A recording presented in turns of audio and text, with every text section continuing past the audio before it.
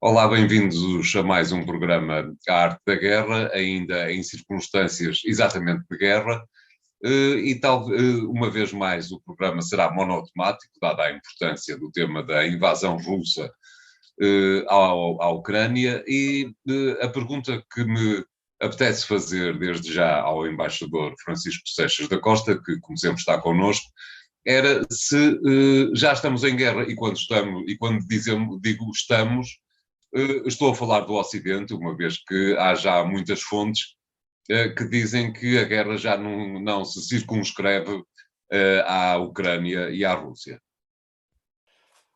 Bom, se nós considerarmos que um conjunto de medidas que já foram tomadas pelo Ocidente, tal como aliás Vladimir Putin o diz, configuram uma declaração de guerra, isto é, todas as medidas que estão no pacote de sanções e e a continuação do conjunto de ações no sentido de dar ao governo ucraniano os meios para prosseguir o seu esforço militar. Há uma leitura, de facto, que é a leitura russa neste momento, de que o Ocidente está em guerra. A Rússia, por seu lado, tem vindo a dizer que a sua ação militar, aliás, a Rússia usa uma terminologia um pouco estranha e um eufemismo relativamente ao modo como a sua ação técnico-militar na Ucrânia se desenvolve, não a considera uma guerra, não a considera uma invasão, considera apenas um pequeno arranjo de natureza técnico-militar, enfim, com as consequências que se vê. A Rússia considera que há passos sucessivos de resposta que pode dar, e a resposta mais recente é a possibilidade de cortar o gás, fala apenas do gás, poderá ser o gás e o petróleo à Europa, o que é, para alguns países europeus, e já veremos isso, uma situação extremamente difícil, mas também é para a Rússia uma situação extremamente difícil, porque é no gás e no petróleo, convém dizer, porque as pessoas não se deram conta nisso, estas sanções, o conjunto variado de sanções que caem sobre a Rússia em função da sua invasão da Ucrânia, excluíam quaisquer sanções sobre a área energética. Excluíam-no não necessariamente por alguma bondade de natureza europeia, mas simplesmente porque os europeus necessitam em 40% do petróleo russo e quase 20% do gás russo e quase 20% do petróleo russo. O que significa que para alguns países que se deixaram cair numa grande dependência face ao fornecimento russo, este elemento é essencial. E ontem nós verificamos que quer a Alemanha, quer a Hungria, perante um apelo de que as sanções também viessem a incluir gás e petróleo, reagiram fortemente e reagiram por razões que têm a ver com a sua própria necessidades internas. Por alguma razão as sanções não incluíram no início isso. E não incluíram isso porque há países europeus que têm uma dificuldade imensa nesta fase de substituir rapidamente as importações de gás e petróleo russos.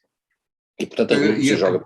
Acredita então que, como muita gente tem dito, que o facto de a área energética não fazer parte das sanções, de alguma forma faz com que o Ocidente continue a financiar a guerra, a invasão à Ucrânia? António, a questão não é esta, é que nós não estamos perante, por alguma razão, volto a dizer, o gás e o petróleo não estavam incluídos nas sanções, porque há países europeus cuja vida todos os dias, o aquecimento, o funcionamento das viaturas, etc., depende desse gás e desse petróleo, uns mais do que outros. É uma dependência assimétrica. Claro.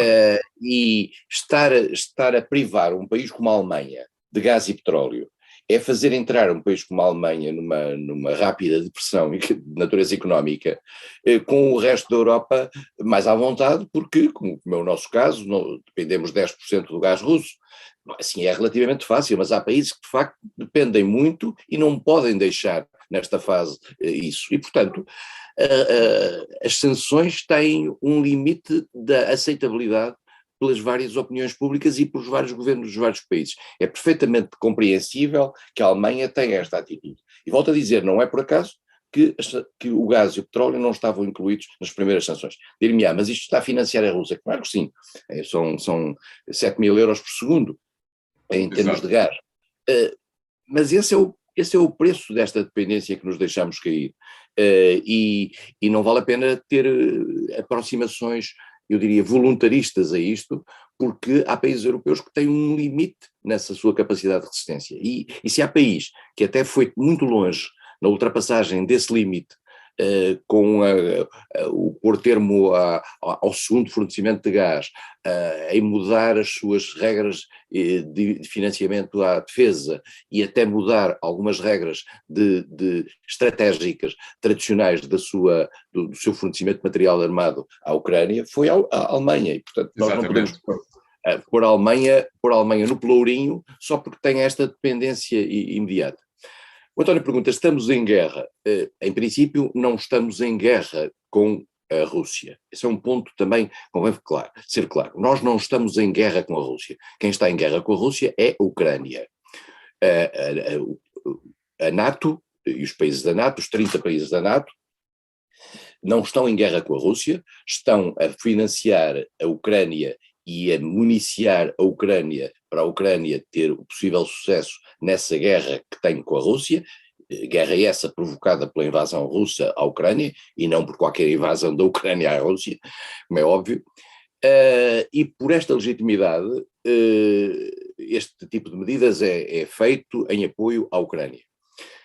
A União Europeia fez um conjunto de sanções, a NATO mantém a sua determinação militar de dizer que se acaso a Rússia for tentada a passar alguma das fronteiras ou a atacar algum dos países NATO, aí sim, aí estaríamos em guerra com a Rússia, porque seriam ultrapassadas essas mesmas fronteiras e seria acionado o famoso artigo 5º do Tratado de Washington. Acha, Sr. Embaixador, que essa linha vermelha, que neste caso é mesmo a fronteira, será ultrapassada? Isto é, parece-lhe que a Rússia tende, pelos países a norte da Ucrânia, ou talvez pela Hungria, a Roménia, tende a ultrapassar a linha que limita a NATO e a fronteira russa? Nós habituámos-nos a olhar para a Rússia como uma potência racional, e por isso mesmo pensávamos a certa altura poder conseguir interpretar o comportamento da Rússia. Eu lembro que até aqui, às vezes falámos aqui da questão que o mundo ocidental não sabia bem lidar com a China, porque não tinha bem a noção, um histórico com a China em termos comportamentais, mas tinha com a Rússia, e que a Rússia sabia bem até onde é que podia ir. Bom, enganámos. Não sei se nos enganámos, porque a partir de agora, até este momento a Rússia não ultrapassou qualquer dos limites que possa colocar-se para a invocação do artigo 5º do Tratado de Washington. Claro. Mas eu gostava, sobre o artigo 5º do Tratado de Washington, que é assim uma espécie de lâmpada de Aladino, dizer alguma coisa que pode não ser muito confortável, que é o seguinte: o artigo 5º do Tratado de Washington é uma previsão que diz que todos os países membros da NATO, no caso de um país ser atacado, esse ataque será considerado um ataque contra todos e, como tal, todos reagirão em conjunto. Bom, este faz-me lembrar aqueles artigos faz-me lembrar aquelas letras pequeninas nos contratos de seguros muito sofisticados, que é depois, no caso das coisas virem à prática, depois como é que é. Nós tivemos 2 casos do artigo 5º. Tivemos um caso que é relativamente fácil, embora seja da maior complexidade, que foi o 11 de setembro. E no 11 de setembro os países NATO deram a tua total e completa solidariedade aos Estados Unidos pela bárbara agressão que tinha havido nos Estados Unidos. É relativamente fácil invocar o artigo 5º em favor da maior potência do mundo. Claro. Porque sabemos que a principal reação é da maior potência do mundo. Portanto, nós só estamos a ajudar à festa. E essa invocação tem consequências práticas depois limitadas, porquanto toda a ação que a NATO fez posteriormente ao 11 de setembro foi feita no Afeganistão com base no mandato do Conselho de Segurança. Portanto, não era preciso o artigo 5º nessa matéria. Há uma outra invocação do artigo 5º, feita em 2003, a quando da Segunda Guerra do Iraque, sugerida pela Turquia. E nessa altura a Bélgica terá feito algumas reticências relativamente ao automatismo de aplicação do artigo 5º.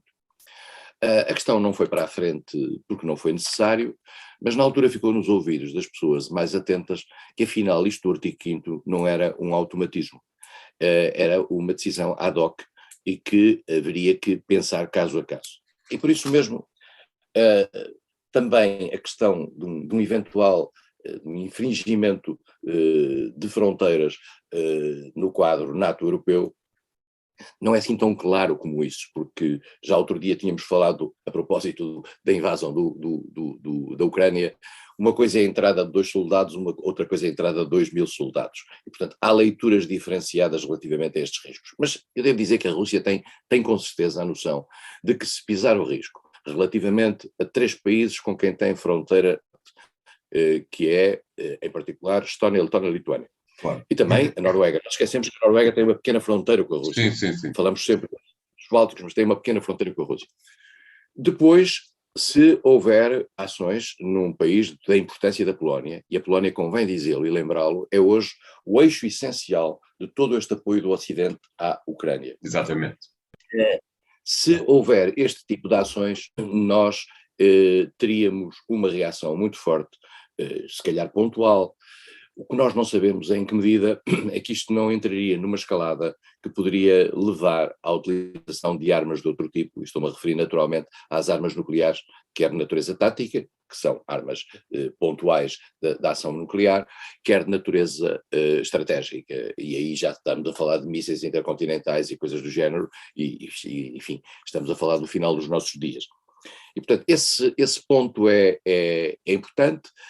Não se viu até agora a Rússia passar este limite, mas de facto, quando o Sr. Putin diz que considera que as sanções são um ato de guerra, nós temos que levar isto a sério. Até porque, se me permite interrompê-lo, há aqui qualquer coisa de estranho, porque aparentemente é o Sr. Putin que decide o que é um ato de guerra ou o que é que não é um ato de guerra, o que de alguma forma torna o Ocidente um pouco refém das decisões do Kremlin. Sim, mas se houver uma invocação de guerra por parte da Rússia, a Rússia tirará daí todas as conclusões, nomeadamente em termos de envolvimento dos meios que quer envolver nessa matéria. Porque a guerra é uma guerra económica neste momento. A questão e a Rússia já fez retaliações, já se viu que um país como Portugal e todos da União Europeia e muitos outros entraram no processo de retaliações russas, e nessas retaliações, a prazo, lá está, pode vir o petróleo, pode vir o gás. E, portanto, estamos aqui e aí, volto a dizer, há consequências de natureza assimétrica dentro da União Europeia, porque nem todos os países dependem da Rússia nesta fase. Claro. Portanto, estamos nesta fase ainda de proclamações, de atitudes de natureza bilateral, de alguma agressividade.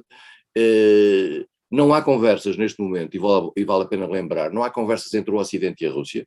As únicas conversas que existem é entre a Ucrânia e a Rússia. Exato. Quer as reuniões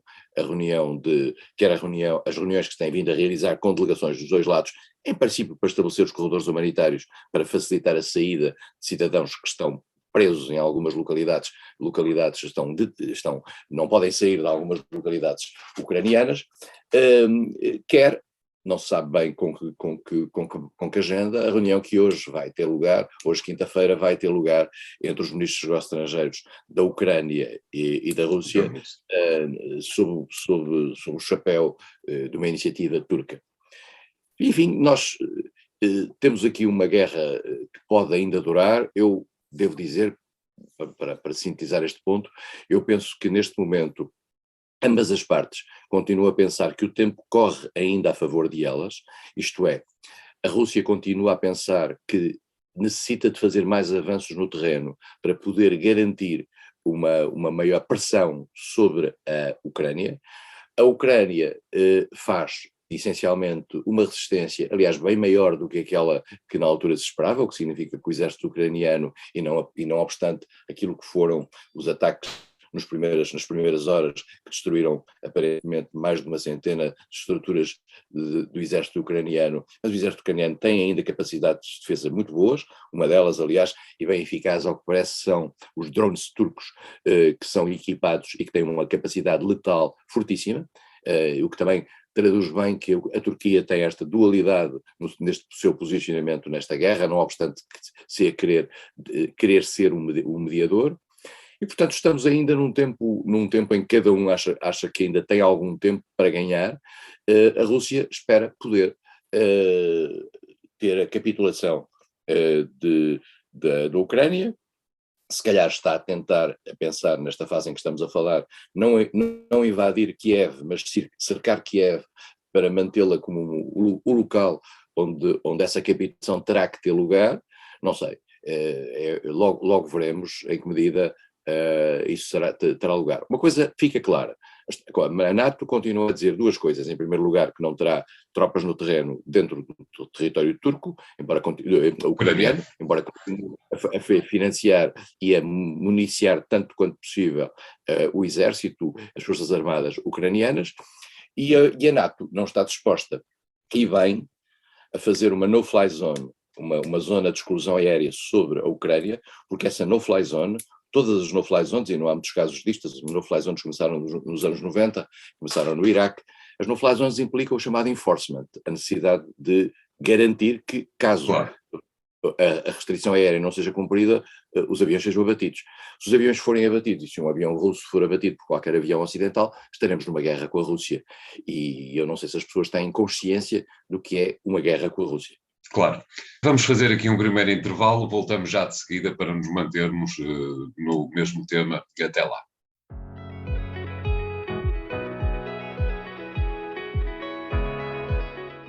Bem-vindos à segunda parte de A Arte da Guerra, para perguntar ao embaixador Francisco Seixas da Costa, mais particularmente, se lhe parece que a União Europeia tem andado a proceder como deve nesta fase da guerra. Recordo só duas questões. É evidente que a primeira delas tem obrigatoriamente que ser o facto de a Ucrânia ter pedido a adesão à própria União Europeia. A ideia que fica é que sempre que alguém pergunta a algum alto dirigente da União Europeia se a Ucrânia pode entrar na União Europeia, há uma gaguez qualquer que aponta para os critérios de Copenhague. Não lhe parece, Sr. Embaixador, que, dado este caso extraordinário que estamos a viver, talvez fosse de bom tom que a União Europeia se esquecesse dos critérios de Copenhague e deixasse a Ucrânia entrar para a União Europeia de imediato e depois logo se veria? A minha resposta é não. Os critérios de Copenhague, convém saber o que é que são. Claro. São critérios de democracia, de Estado de Direito, de respeito pelos tribunais, de respeito pelas regras fundamentais do funcionamento do Estado moderno, nomeadamente aquele que permite implementar dentro desse Estado aquilo que são os compromissos que os países depois, mais tarde, têm dentro da União Europeia. A União Europeia não é um clube. A União Europeia é um quadro de interesses internacionais em que os países se comprometem ao estrito cumprimento de determinadas regras. Essas determinadas regras são as mínimas para que tudo aquilo que sejam as decorrências de natureza prática do funcionamento do clube possam funcionar. Ora bem, além disso, convém dizer que a União Europeia também não é uma organização humanitária, isto é, nós temos toda a consciência, e julgo que a União Europeia deu provas extraordinárias disso, nomeadamente com a colocação do pacote de sanções à Rússia e de esforços, mas não pode pôr em causa a vida dos seus cidadãos e a vida cotidiana dos seus cidadãos por virtude de um país, por muito importante que ele estrategicamente seja.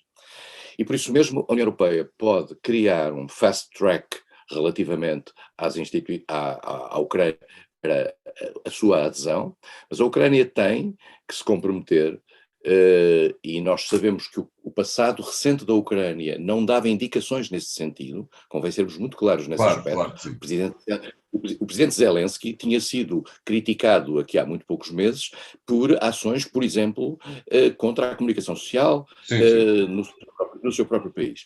E, portanto, nós não estamos disponíveis para fazer entrar para a União Europeia um país que não cumpre as regras. Bem nos basta os países que já estão dentro da União Europeia e que depois de terem cumprido os critérios de Copenhague, acabaram por começarem a incumpri-los na relação com os tribunais, no tratamento dos mídia, no abafamento das organizações não governamentais, etc. Disse-se, mas isto são tempos de guerra. São tempos de guerra, mas nós não fazemos aderir à União Europeia países que estão em guerra. Esse também é outro aspecto que é muito claro, e a prova provada foi o passado. Claro. Além disso, convém lembrar uma coisa, e que eu sei que não é agradável neste ambiente emocional em que nós vivemos. Há vários países que estão candidatos à União Europeia, que cumpriram todos os critérios de Copenhague, que estão a iniciar o processo dos 35 capítulos que é necessário em termos de mudança de legislação e que demora anos para garantir que um país possa estar na União Europeia com os direitos que os seus cidadãos têm de membros da União Europeia. E esses países, naturalmente, não estão muito interessados em ser ultrapassados, porque há um movimento de natureza voluntarista relativamente a um país como é a Ucrânia. Estas coisas são o que são. Eu sei que são duras de ouvir e de experimentar, mas a realidade é esta. E por isso mesmo países como a Macedónia do Norte ou países como a Albânia, ou mesmo o caso da Turquia, que é um tradicional putativo aderente à União Europeia, não verão com bons olhos que se faça um fast track contra as regras da União Europeia, regras estabelecidas pelos vários países da União Europeia, e esse fast track, repare bem, inclusivamente o ser membro da União Europeia implica decisões de natureza nacional feitas pelos 27 países da União Europeia a nível dos seus parlamentos. Portanto, estamos a falar de um processo longo e lento. Eu percebo, volto a dizer, eu percebo pela parte do presidente Zelensky, por exemplo, 3 coisas.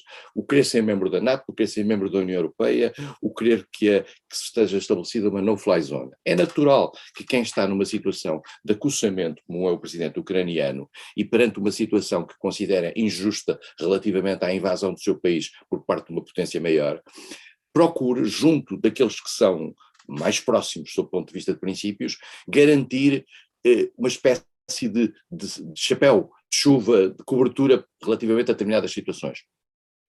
Só que eu percebo as razões de Zelensky, mas é preciso que o presidente Zelensky também perceba as limitações que os países têm, porque há regras, é como entrar para o euro.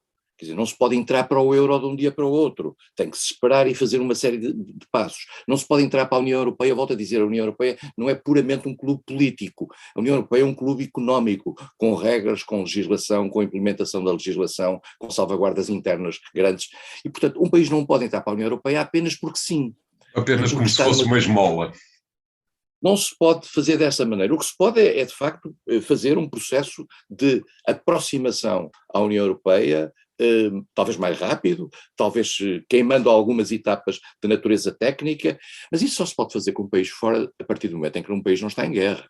Claro. E a partir do momento em que as coisas estão seguras sob o ponto de vista do próprio funcionamento das instituições.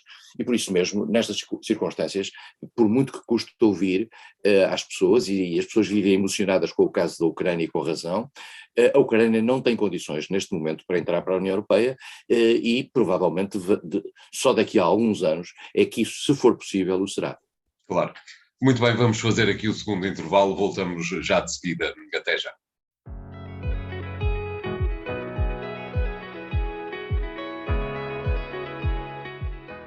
Bem-vindos à terceira parte de A Arte da Guerra. Vamos manter-nos na questão ucraniana e perguntava ao Sr. Embaixador, para uma resposta muito rápida, se está de acordo com alguns analistas, segundo os quais é possível que em pouco tempo, no final da guerra, seja lá quando isso for, que venhamos a estar perante a evidência da criação de 2 Ucrânias, uma ocidental, outra oriental, como se fosse uma réplica das antigas 2 Alemanhas. Parece-lhe que é uma saída que pode estar no horizonte num futuro a médio prazo? Se a Rússia não ganhar a guerra, esse será o cenário. Se a Rússia ganhar a guerra, esse não será o cenário. A Rússia não quer que haja nem meia Ucrânia que fique ocidental. Porque o objetivo da Rússia nesta guerra, e isto agora ficou muito claro, em primeiro lugar o objetivo da Rússia era fazer esta guerra. Certo. Tudo aquilo que foram as condições apresentadas pela Rússia, quer nas cartas que em dezembro enviou aos líderes europeus, quer depois naquela coreografia com a narrativa do Sr. Putin relativamente às condições que colocava à Ucrânia. Toda essa narrativa estava marcada por uma única e grande questão, que era todas estas condições inaceitáveis. Ele sabia que eram inaceitáveis, quer pelo mundo ocidental, quer pela Ucrânia. O que significava que a Rússia queria intervir militarmente. Eu hoje não tenho sobre isto a mais pequena dúvida. E queria intervir militarmente para quê? Para isto que está a fazer. Para destruir, numa ação de 2 ou 3 semanas, tudo o que fosse possível em matéria de estruturas militares ucranianas, no sentido de não permitir não só a utilização dessas estruturas militares no futuro, mas também que elas pudessem ser reativadas pelo mundo ocidental, criando ali aquilo que a Rússia considerava ser uma ameaça à sua segurança. E por isso mesmo a Rússia aceitará, ao que se está a ler nas suas últimas declarações, tudo aquilo que passe por uma neutralização e por uma desmilitarização da Ucrânia. E, portanto, não aceitará a tal Ucrânia ocidental face a uma Ucrânia oriental. A Rússia não quer ficar com o peso de Donbass, ali de Donetsk e Lugansk, só para ter umas republiquetas ali ao leste. Claro. A Rússia quer que toda esta zona, e nós estamos a falar de um país que é maior que a França, a Ucrânia é o segundo maior país europeu, é maior que a França e tem um bocado da Alemanha. Tem uma população escassa, isto é, tem uma população de 44 milhões de habitantes, agora menos por os refugiados, que é do tamanho da Espanha, em matéria de população. Mas é um país imenso. E a Rússia percebe que a Ucrânia é uma buffer zone, uma espécie de uma almofada que ali tem, e que é absolutamente essencial para tapar uma parte da ameaça que ela considera existir entre a área NATO e a sua própria fronteira. Em cima tem a Bielorrússia, que é um país sob tutela e que já conta, digamos, como um espaço russo. A única fronteira que passará a ter, neste caso, a única fronteira que passaria a ter com a NATO seria a Estónia, Letónia e Lituânia, e daí não é por acaso que os países bálticos, e a Noruega naturalmente, e aí não é por acaso que os países bálticos estão preocupados. Peço desculpa, a Lituânia não tem fronteira com a Rússia. Só a Estónia e a Letónia que têm fronteira com a Rússia. A Lituânia tem aquele bocadinho de Kaliningrado, não é? Tem a fronteira de Kaliningrado e, portanto, peço desculpa, tem fronteira com a Rússia, tem a ligação entre a Rússia e Kaliningrado, há um comboio que passa no meio da Lituânia e que leva a Kaliningrado. Só para dizer, portanto, eu acho que a Rússia só aceita neste momento e só tem como objetivo uma destruição da estrutura militar da Ucrânia e a impossibilidade dessa estrutura militar ser não apenas a base para uma futura entrada da Ucrânia na NATO, mas inclusivamente ter uma capacidade militar muito inferior àquela que tinha à véspera da sua invasão. E por isso mesmo eu acho que a Rússia nunca quis e nunca pensou outro cenário que não fosse a invasão e criar uma Ucrânia, eu diria, com uma soberania limitada. Deixe-me agora colocar-lhe algumas perguntas que têm a ver mais com o caso português. Como é que tem observado a presença de Portugal no meio desta enorme confusão da invasão? Dá-me ideia que o primeiro efeito colateral em termos da sociedade portuguesa foi a bomba que caiu em cima do PCP, mas gostava também de ouvir o Sr. Embaixador sobre outra questão que tem a ver com a forma como os portugueses e o resto do mundo, claro, estão a observar a guerra, uma vez que, se não estou em erro, é a primeira vez que se pode observar a guerra em direto através das televisões das redes sociais, sendo que nessa área as coisas são um pouco estranhas. Começando por Portugal, parece-lhe que Portugal está a ter a posição certa, obviamente enquadrada na União Europeia, mas como é que observa este efeito colateral que aconteceu com o PCP? A reação do PCP era uma reação esperada, tendo em atenção aquilo que tem sido o seguidismo sistemático do Partido Comunista Português relativamente ao sucessor da União Soviética. O Partido Comunista Português, na minha opinião, tem como base essencial da sua afirmação internacional um anti-americanismo muito afirmado, que é herdeiro daquilo que era a sua ligação à antiga União Soviética. A União Soviética desapareceu, o anti-americanismo ficou, e portanto para o PCP é muito simples, tudo aquilo que supõe aos americanos é bom, e faz um mimetismo nessa mesma relação, porque considera que os americanos são o fator do mal no quadro internacional. no fundo, esta leitura, sem viés ideológico nenhum, o PCP tem uma leitura profundamente negativa do papel dos Estados Unidos e, em particular, da NATO no quadro internacional, e tem uma aliança, digamos, subliminar com tudo aquilo que se lhe oponha. Como tudo aquilo que se lhe opõe, na maioria dos casos, são países de natureza autoritária, o Partido Comunista acaba por ter uma ligação a esses países de natureza autoritária, seja o caso da Rússia, seja o caso de Maduro na da Venezuela, seja de Cuba. Seja o caso de Cuba, uns mais à esquerda, outros, chamar esquerda ao Sr. Putin hoje em dia é capaz de ser um exagero ideológico que só a extrema-direita portuguesa consegue inventar. E, portanto, o PCP tem essa reação normal, natural, com as consequências que isso tem ao nível da apreciação na vida política portuguesa neste momento. Quanto ao resto, o comportamento do governo português foi um comportamento consonante com a atitude ocidental em geral e de grande solidariedade com as atitudes ocidentais em gerais.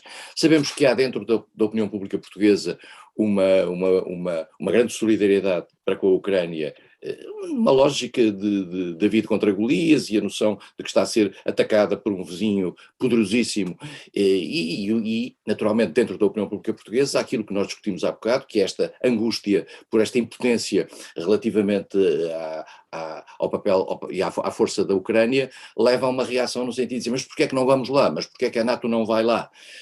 Bom, quer dizer, eu aí lembro-me sempre de uma história que o António me permitirá que conte, que se passou na minha terra, em Vila Real, em 1961.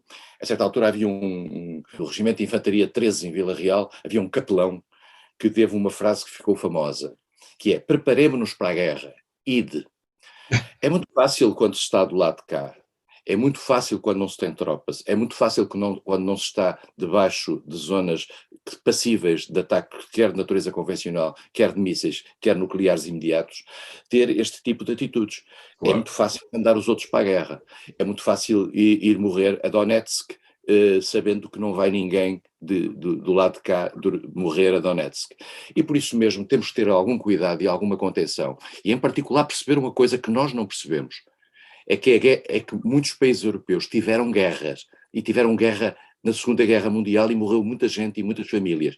As pessoas ainda têm uma memória da guerra.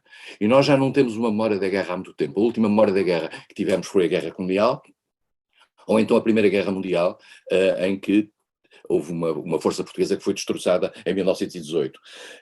Nós temos que perceber que a guerra mata. E a guerra, quando as pessoas começam a ter os filhos a morrer na guerra, se calhar pensam duas vezes relativamente a este tudo fica diferente. A natureza humana face à guerra.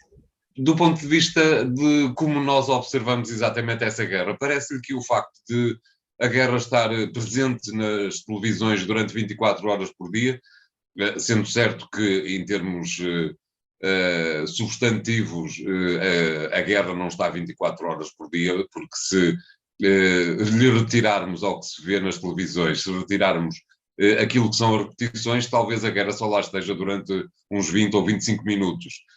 Mesmo assim, isto altera profundamente a forma como quem está de fora, quem está sentado nas bancadas, observa o que se passa na Ucrânia. A guerra, eu agora estaria a fazer propaganda, mas a guerra é CNN, porque a guerra é CNN. Se nós nos lembrarmos historicamente a maneira como as pessoas foram presas às guerras no passado, recentes pela televisão, tem a ver com as imagens e tem a ver com o mundo CNN.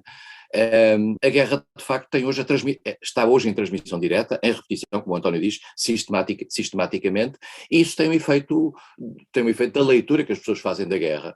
E depois também nós sabemos que aquilo que aparece nas televisões, umas vezes é verdade, outras vezes não há um fact-checking, como agora se diz, um polígrafo, para saber se muitas daquelas coisas são verdadeiras mesmo, e hoje as pessoas consomem as coisas mesmo antes de checarem se aquilo não é montado para a guerra.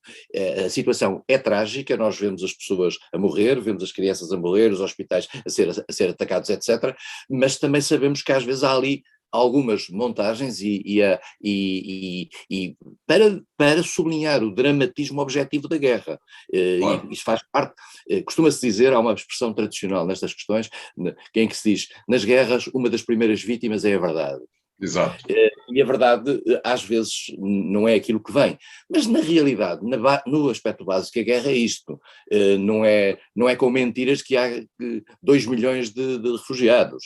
Não é com mentiras que se vê os cadáveres. E, portanto, a guerra é esta realidade e isto é chocante. Eu diria que as guerras até têm às vezes uma vantagem sobre o ponto de vista psicológico, isto é levar as pessoas à consciência de que o mundo pode ser muito perigoso e que as ações de natureza política, quando levadas a um determinado grau, têm consequências práticas muito fortes e por isso mesmo as pessoas devem envolver-se na política para evitar as guerras. Muito bem. Vamos ficar hoje por aqui no programa Arte da Guerra. Com certeza que para a semana voltaremos, como é evidente, a este tema. Até lá, despedimos-nos. Até para a semana.